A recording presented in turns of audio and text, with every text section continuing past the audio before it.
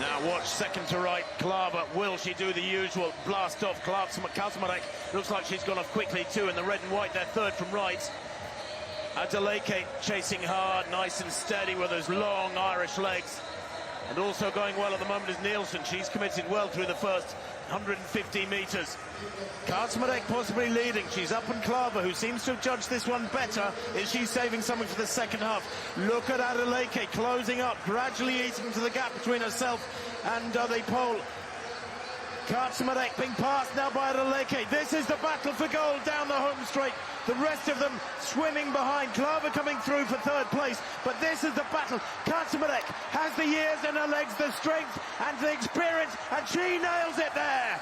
But look at the gap behind them. 48.98 for Kaczmarek. It's a massive personal best. Exactly half a second than she's ever run before. Kaczmarek of Poland makes it gold for her nation. A proud, proud nation who are so experienced at 400-metre running and training. A lot of knowledge there. Adeleke, a brilliant silver for Ireland. Threw everything at it. Couldn't quite have the strength on this occasion through the last 50 metres. Fifth 2 years ago, second today. What will she do in a couple of years' time? The men's 400-metre final. So a roar goes out. Cito of Italy moving nicely, but Dobson of Great Britain and Northern Ireland moving down the back straight. Secure of Belgium has pulled back a little bit of a stagger on the British athlete. Molnár of Hungary moving nicely in lane number 3. Cito, the Italian, in 7 moving nicely as well. Round the top bend, this is where you work a 400 metres. Between 200 and 300 metres, Doom of Belgium in lane number 8. Is the Belgium going to swing into the straight with a lead? Yes, he is. Doom leads. Cito in second. Charlie Dobson of Britain pushing in lane number 6. It's between Dobson and Doom. And the gold medal's going to go to Alexander Doom.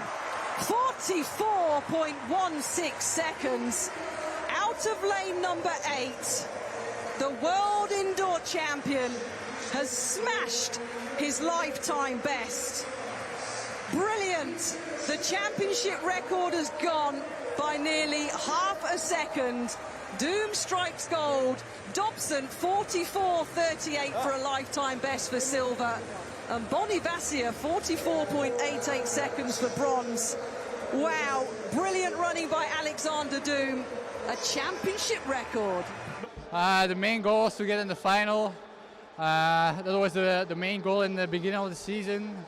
Okay, we won gold at the World Indoor Championship, but the goal stayed the same to get in the final and see what will happen. And it was a goal today. Well, they're away cleanly this time. Tortu running extremely well. He's quick out of blocks as befits a sub-10 100-metre man. And it's Tortu coming into the bend ahead. Now Desaiulo pushing hard. Reais as well, having an absolutely fantastic race. But Tortu accelerating on the outside. Mumenthaler has come through like an absolute train over the final 80 metres. Unbelievable for Mumenthaler. He's a personal best by almost 1/10 of a second. I don't think the others in the middle, Desaiulo, Matteo and Tortu, had any idea he was moving so quick. They had the beating of him round the bend, and it's going to be Mumenthaler, confirmed at 20:28.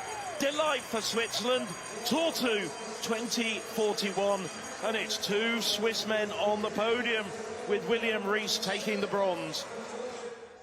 That was a bit like weird, I would say, because I was really isolated on the outside lane. However, I felt like everything was there for a nice time in a nice place, and I've been able to execute well. So I'm just glad I got a gold medal for my first European Championships. So that's nice. I have no idea. I saw the race twice, but I still don't know what happened. I just saw that his name popped up real quick, so I knew he won. But somehow I didn't see a lot of people in my sight, so I knew maybe it could be something. Now I'm super happy and glad that also got a medal. Few nations having strength in depth. We'll see whether that plays out again in any particular way, whether there's tactics or just focus on individual races here. Well, it all depends, as I say, on what kind of race we're going to see Phil Minchell. But this pack is running more and more in single file. Rupert looking more in control as he edges into second place. All the Frenchmen together, though, and suddenly, like a swarm of bees, they're closing up ever more on Doglami, hitting the bell. 7:16 into this race now. More momentum off the barrier. Rupert in the gold vest of Germany, running the long way round, but it's Arcade right up onto the shoulder. Doesn't quite go past just yet. Doglami still holding on, and now trying to fight for space, as we saw with Gemma Reiki in the 1500 final, who was taken over by Kira McGeehan in the latter stages. And suddenly Miellet, who has so little experience in this event, he's out front for France, who of course won so many consecutive titles in this event, with Makissi Benabad dominating this event for years at European level. Oh, it's so often been France against Spain. Germany trying to fight their way through. Late arrivals to the party here, though, is Beimendorf. One more barrier to go. Miellet against Bedrani. Great sprint off the final barrier. A French one too. Miellet and Bedrani, with Beimendorf closing there. Well, he was nowhere to be seen, really, with 400 to go. But Alexis Miellet, the heat with his 4th steeplechase race ever. Extraordinary how he's come in and done that. 8:14.01 when we were on for 8:21 pace. Similar, as you said, what Reitenen did 2 years ago. He was well beaten, not at his best. But that was sensational from Alexis Miellet to reclaim the steeplechase title for France. Wojtowicki of Poland took the lead, won the gold, made it seem oh so easy. Loga. So what would be a good mark for her? Well, the 69.31 already. Top 5 are over 70 metres, and Jacobsen of Denmark is in that particular place. You can see trailing the hammer along the ground, picking it up. You need some bravery, you might say, to attempt these tricky events like the hammer, like the pole vault. Such incredible confidence in ability that's needed. Wow, 72.68. Rose Loga unexpectedly goes to the top of the standings here. That's extraordinary. So, a good series, but by her so high standards, as we see the hammer appearing to touch the cage there, did it? Once again, wildly swinging. Such is the speed that she produces. Really is incredible strength that she makes such good use of. And I thought that hammer initially might be going out of bounds, but now I think it's an improvement. What is this measurement for Vladarchuk? 72.92, her best this year, which we said she would have to produce, Phil Minchell, in order to try and improve, and she goes for now to the top of the standings. Needed a lot of notes to write down all her achievements. Here is Fantini, though. Again, a wild swing there. Bit of over-rotation, but still looks incredible. Oh, wow. This is ridiculous. How many changes of lead are we going to see here? Fantini was in front, then she was pushed down. But the Italian crowd loving that here. That's one of the loudest noises of the night for Fantini. Improving through the series. She absolutely loves it. And the speed she produced. Yes. 74.18. You always want that rotational acceleration right through the turns. Bravery here to really go for it. 74.18. Big gap now in front of Vladarchuk. Straordinario, and that is something more than amazing. Because the stadium here is amazing. I don't want to leave tonight, definitely. And the crowd was incredible. All my teammates were amazing, and I'm pretty sure that in the next days they will be amazing again. So it's incredible being here. I have a good shape, but my technique is not perfect, so we have to work on it.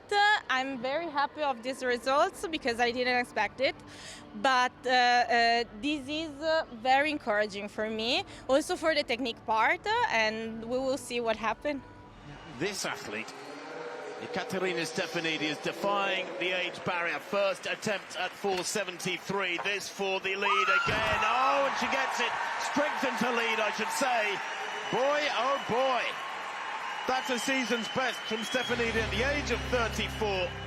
And she has already now guaranteed herself a 5th medal in succession at a European Championship. She was European champion in 2016, in 2018, silvers from 2014, and last time in Munich in 22. Cordery now has the pressure on. Second time clearance at 468. She is in second. She's guaranteed a medal too. Second time clearance now for her at 473. Good speed, good ball, beautiful ball. But she's playing catch up all the time.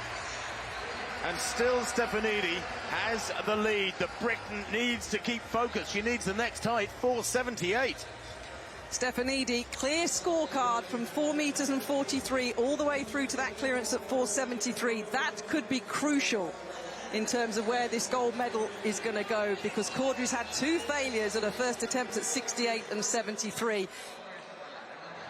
Well, Moser here has had a failure at 473. She's saving her further attempts at 478.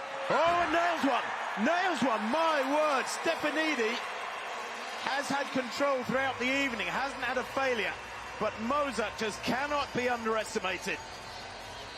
Just brilliant from the Swiss athlete. Goodness me, this may be consolation for that 4th place at the World Indoors. She's guaranteed a medal. We knew she was in great form. She won the Marrakesh Diamond League a month or so back in 473. That is 478 from Moser, and she slaps down the gauntlet at the feet of Stefanidi and Cordery, the only other 2 left in it. They're all 3 of them guaranteed a medal each, and that equals the national record for Moser. Well, if I would have jumped 73 in second or third attempt, it wouldn't have helped me to get a better medal. Like the other girls, they already jumped it. So I had to pass because that was the only chance to like go further. And so we took that risk, and it paid off. Third set of decathletes in this 100 meters. I was very much focusing in on Walter there. Made sure he was a little bit careful. Gletti going well on the inside. Strassi coming through in the white. And Eitel also. Gletti does hold on. 10:55. Well, that is a fantastic time to open up in a decathlon for Mackenson Gletti. A personal best, 963 points. Maybe doesn't have some of the incredible strengths in some individual events. It doesn't necessarily need to. Now let's have a look at this. This looks like a massive jump once again. Already with 779. It looked very, very close there with the foot placement. So Marcus Rupp, what has he done here? 8 meters and 1 centimeters. Well, in these circumstances with no Simon Ehammer, that is a massive jump and lifts him up the standings into second ahead of his teammate Sander Skortheim. Jeu de francophonie. Yeah, that's the French name for it. Yes, but we're not French. Oh, but I think you can give it its official name, given that it is French speaking. Well, I'm not. I speak a bit of French, but it's the Francophone Games to me. Whatever. I'm being facetious. Mackenson Gletti moves to the top of the standings at this early stage with their 16.27, worth 868 points. From one Norwegian to another. Absolutely. Great thing there. Skortheim, if he can clear 2:17, this would be massive for his competition. Just maybe now he will really believe that he can win gold, and it feels ridiculous saying that part of the way through day 1 of 2 in the decathlon. But that is sensational from the 22-year-old. 963 points for that.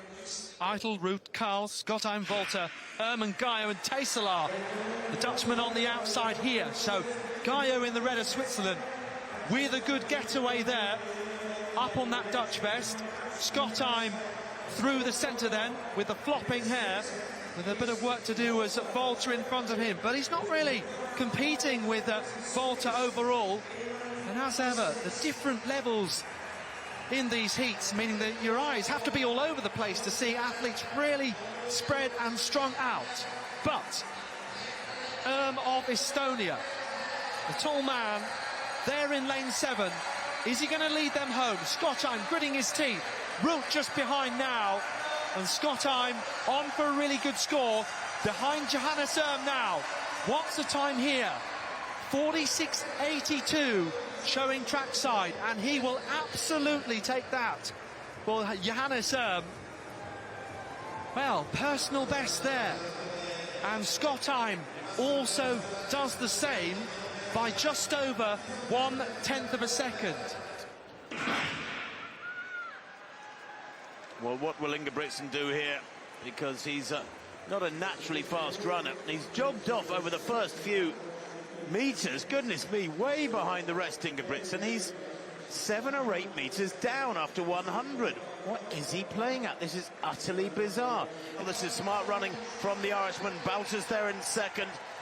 Fogg losing his position at the moment badly as they go through the bell. He's back in about 9th place, and it looks like there's a fall there, and there is. And 4 men have gone down. Oh, that's disastrous. That is disastrous. And the Swede, I think, is really suffering there. It looks like he's hurting. It's Pilstorm who's on the ground.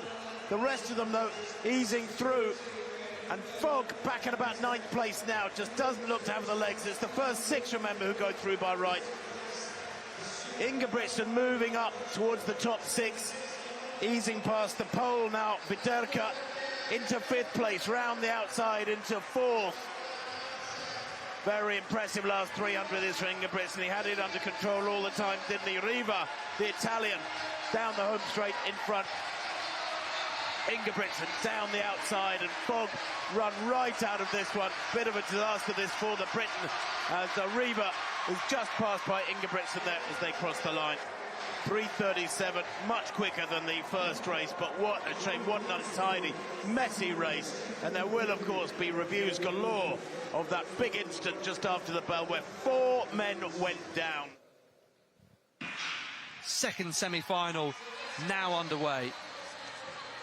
And athletes off on one lap of the track with these barriers to negotiate. And Femke Bol, like we've said, for Karsten Warholm and Jakob Ingebrigtsen and Keely Hodgkinson, shouldn't have to work too hard. Though, of course, this is a semi-final, so that's normally where the competition really steps up. But such is the talent that Bol has, that she can go through at her own pace, really. She was given such a tall order to close down the top 3 in the mixed relay final. Coming through for a medal, but this is the big event for her. Sometimes it's hard to say what her best event is, given how good she is over the 400-metre flat. Yikova coming through incredibly well for that second spot. 54.17 comes up on the clock for Femke Bol here. So, as expected, she's through to the final. But on the international stage, he always looks at home. And always goes out really hard too. Making up ground on Lambrughi and going past. Nick Schmidt also in the orange vest, making a good getaway through the first half of this race. Warholm motoring into this top bend. Very much deja vu if you've watched a number of his races over the years. And Schmidt edging into contention for that second automatic spot with Thomas Barr and with Bonevacia in the red of Switzerland now. Warholm in a different postcode to the rest of the athletes. He's halfway to Milan. And Schmidt and Barr very close on the line. The Dutchman just looked to have got it there. And here is Mondo Duplantis. First of all, 560, this should be a formality. And it is, yeah. Momentum to spare in bucket loads as he eases over the bar there for the world record holder. The Olympic champion, the world champion, the European champion. Too bad he can't add the Commonwealth to his title, but sadly Sweden as yet not in the Commonwealth. Certainly for a two-lap runner, mainly the best of 52.92 over the one lap. Koiro was 7th at the European Indoor Championships in Istanbul last year. Well, Keely Hodgkinson, just with that one race over 800 so far this year, that was at the pre-meet in Eugene on the Diamond League circuit. 1:55.78. No, absolutely, she's super consistent, Keely. I think she's probably getting a bit fed up with silver medals in major championships. She'll want to retain her gold here, but go to Paris and get a gold as well. I saw her in Eugene a couple of weeks back. She was fabulous running 1:55. Looked pretty easy, Alex, and she should qualify easily from this one, although 62.51 is super slow. I think we can be 100% sure only the first three will go through from this one. Well, Keely also has a 400-metre personal best, 51.61 in Savona this year. And she's got her eyes flicking towards the big screen, but mainly concentrated on the track ahead of her as well. She's been talking about the fact that it's a privilege, really, to be coming in to this season with big hopes of taking another European title and also maybe Olympic gold as well, to be one of the British athletes talked across all sports ahead of the Paris Olympic Games. But focusing on the job in hand here. Bourgeois having a very good race. Koiro battling, buoyed on by the home crowd. Matthias trying to chase for Luxembourg as well, who did so well with Van der Weyken last night, getting into the women's 100 final. The first female track athlete from Luxembourg to ever do so in the history of this competition. As I said, times won't matter. 2:02.46. Easy in the end for Hodgkinson. Bourgeois doing what she needed to do, just behind Hodgkinson, trying to stick to her for as long as possible. And Matthias, the other automatic qualifier, so just pushing out Eloisa Koiro of Italy, Tim.